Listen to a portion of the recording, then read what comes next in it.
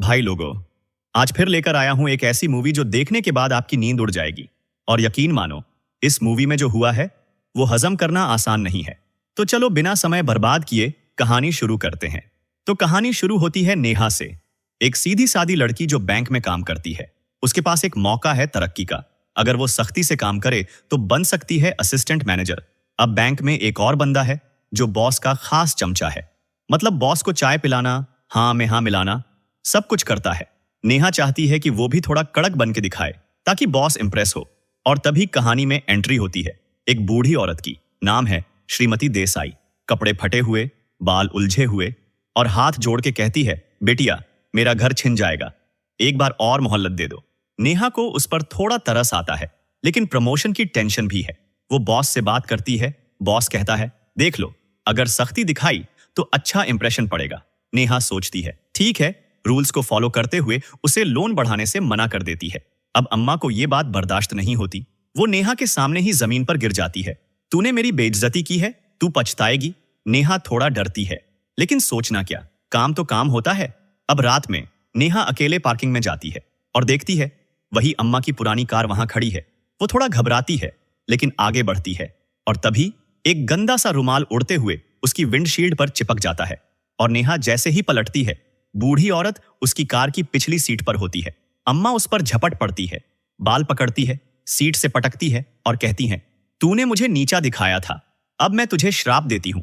इतना बोलते ही अम्मा अपनी जेब से एक बटन निकालती है और नेहा के सिर पर हाथ घुमाकर उस बटन को श्रापित कर देती है। अब असली कहानी शुरू होती है। अगले दिन से नेहा के साथ अजीब अजीब चीजें होने लगती हैं। हवा में खिड़की खुलती है, परछाई दिखती है, अचानक गुस्से में चीजें हिलने लगती हैं। उसे समझ में आता है कि उस पर कोई श्राप है और वो श्राप धीरे धीरे उसे पागल कर देगा। वो एक पंडित के पास जाती है जो बताता है ये श्राप लामिया नाम की आत्मा का है, जो इंसान की आत्मा को घसीटकर नरक में ले जाती है। अब नेहा के पास सिर्फ 3 दिन है, या तो वो श्राप किसी और को दे, या किसी को मारकर इस आत्मा को शांत करे, या फिर तीसरे दिन खुद नरक में घसीटी जाएगी।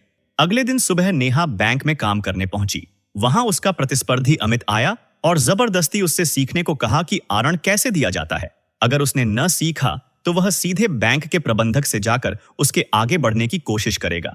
नेहा के दिल में गुस्सा था, लेकिन वह मजबूरन शांत रही और अमित को बैठाकर धीरे धीरे सिखाने लगी। लेकिन उसी समय नेहा ने देखा कि अमित का हाथ उसी बूढ़ी औरत के हाथ जैसा दिख रहा है। दिल की धड़कन तेज हो गई और वह अपना गुस्सा रोक नहीं पाई। नेहा खड़ी हुई और अमित से चिल्लाई, अपने गंदे हाथ मेरी मेज से हटा लो। अमित समझ नहीं पाया कि क्या हुआ। वह तुरंत वहां से चला गया। इसी बीच नेहा का नाक से खून बहने लगा। बैंक का प्रबंधक वहां से गुजर रहा था। उसने नेहा को कहा कि जल्दी से साफ कर ले, लेकिन खून इतना ज्यादा बहा कि जैसे कोई फव्वारा खुल गया हो, और उसने प्रबंधक की पूरी शर्ट पर खून छिड़क दिया।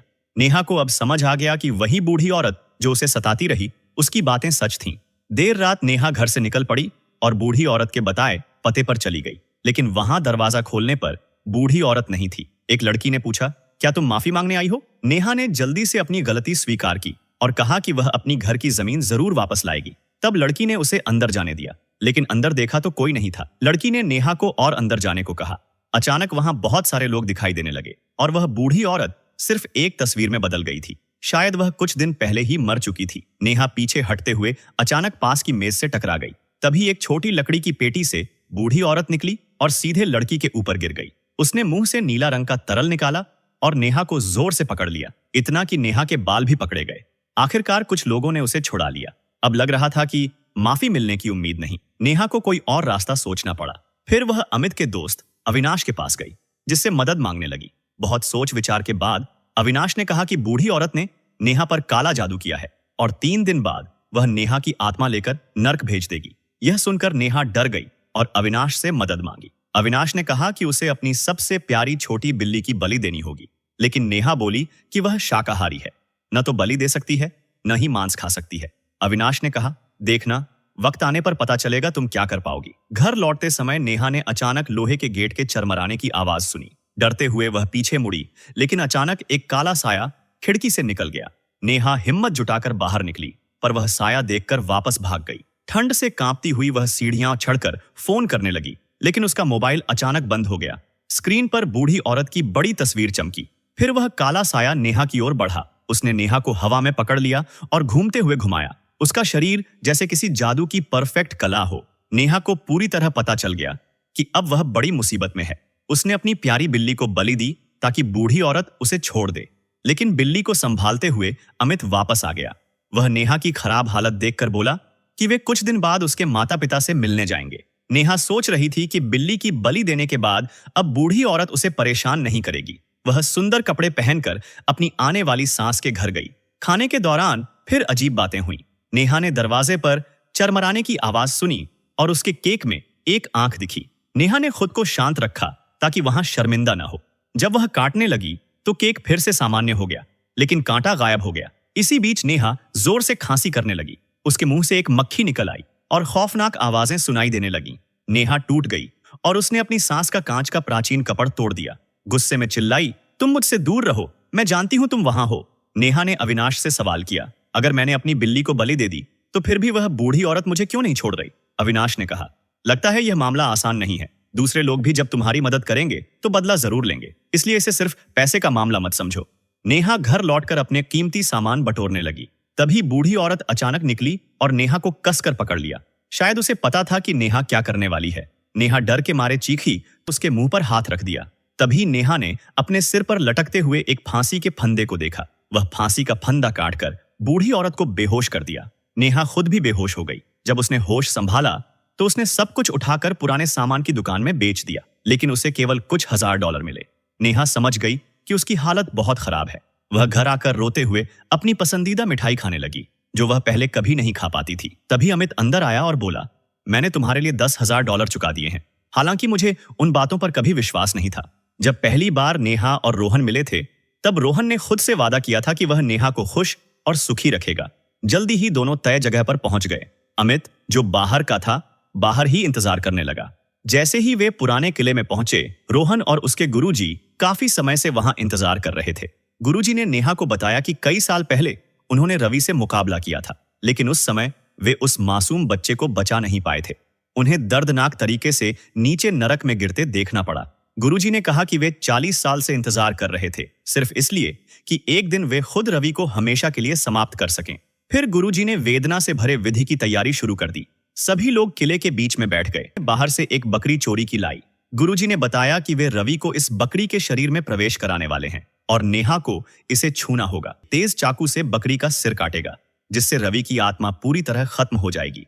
सबने हाथ पकड़कर मंत्र पढ़ना शुरू किया। मंत्र पढ़ते पीढ़ते गुरुजी ने आसपास अजीबोगरीब महसूस किया। रवि नहीं, बल्कि कुछ बेघर भटकती आत्माएं धीरे धीरे नेहा की ओर बढ़ रही थीं। गुरुजी ने जोर से डांटा और वे आत्माएं डरकर गायब हो गईं। अंत में रवि आई और अपनी शक्ति से गुरुजी के शरीर में प्रवेश कर गई। अब कौन है? रवि बोली, तुम सोचो मैं कौन हूं? मैं नेहा की आत्मा लेकर जाना चाहता हूं। जैसे ही वह कब्र में जाएगी, मैं उसे पूरी तरह खा जाऊंगा। नेहा ने मौका देखकर उसकी हथेली बकरी के सिर पर जोर से दबा दी। रवि चिल्लाई, तुमने मेरी चाल को पकड़ लिया, तुम दुष्ट महिला। लेकिन अमित की ताकत कम थी। उसका वार रस्सी पर लग गया और बकरी ने उसे काट लिया। इसके तुरंत बाद रवि ने अमित के शरीर पर कब्जा कर लिया। उसे भगाने की कोशिश की, पर उसकी शक्ति कम थी। वह गिर पड़ा। नेहा को रवि के कब्जे में जाने से बचाने के लिए अपने गुरुजी को आवाज लगाई। गुरुजी ने एक शक्तिशाली मंत्र पढ़ा और लाल धुआं निकलकर रवि को दूर भगा दिया। लेकिन तभी गुरुजी जमीन पर गिरकर बेहोश हो गए। नेहा को बहुत दुख हुआ कि गुरुजी ने 40 साल की मेहनत के बाद जान दे दी। रवि खत्म नहीं हुई है, वह सिर्फ अब खदाई गई है। वह कल फिर से आएगी। नेहा चिंतित हो गई। सोचने लगी कि क्या उसे बस मरने का इंतजार करना है। एक उपाय बताया, अगर तुम मेरा यह बटन किसी को दे दो तो यह श्राप उस पर लग जाएगा और रवि तुम्हें फिर नहीं ढूंढ पाएगी। नेहा वापसी में सोच रही थी कि यह बटन किसे दे। तभी अमित ने अचानक ब्रेक मारा और बटन वाला लिफाफा फर्श पर गिर गया। नेहा अकेले लिफाफा लेकर एक रेस्टोरेंट में गई, लेकिन वह तय नहीं कर पा रही थी कि किसे देना चाहिए। तभी उसने एक बूढ़े व्यक्ति को देखा। सोचा शायद वह भी जल्द ही मर जाएगा।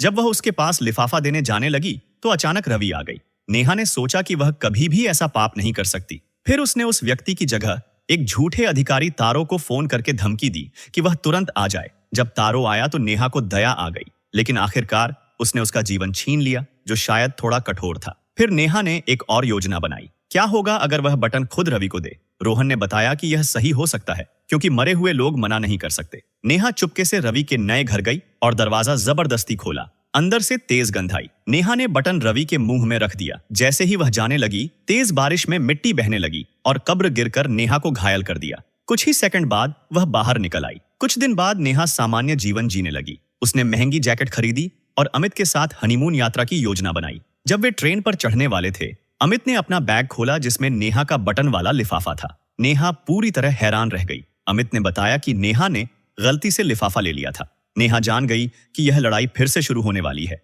वह डरते डरते पीछे हट रही थी कि अचानक फिसलकर रेलवे ट्रैक पर गिर गई। अमित ने उसे बचाने के लिए हाथ बढ़ाया, लेकिन जमीन से काले हाथ निकलकर नेहा को खींच ले गए। और यहीं कहानी समाप्त होती है। अगर आपको कहानी अच्छी लगी हो तो वीडियो को लाइक करके चैनल को सब्सक्राइब जरूर करना और कमेंट में बताना कि आपको किस टाइप की कहानी पसंद है। जल्दी मिलते हैं।